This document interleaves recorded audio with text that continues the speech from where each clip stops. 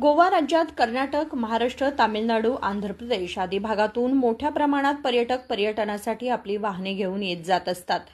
यापूर्वी आलेल्या पर्यटकांची वाहने गोवा राज्यात ठिकठिकाणी अडवून वाहनांची कागदपत्रे तपासणी करण्यात येत होती.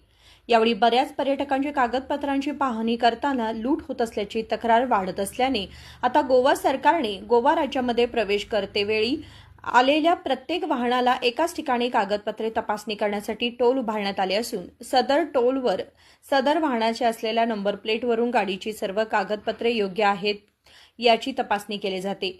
एखाद्या वाहनाची कागदपत्रे योग्य नसल्यास या ठिकाणी बनवण्यात आलेले टोल गेटच उघडले जात नाही. त्यामुळे एकतर माघारी परतावे लागते, अन्यथा जो काही सरकारतर्फे दंड आकारण्यात येतो तो दंड घेऊन कोर्टात जावं लागणार आहे. त्यामुळे यापुढे आपल्या वाहनांची कागदपत्रे योग्य असल्यासच गोव्यामध्ये प्रवेश करणं गरजेचं पडणार आहे.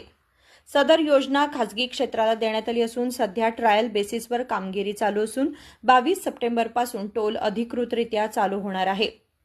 निखिल असुकर, KMM मराठी, रामनगर.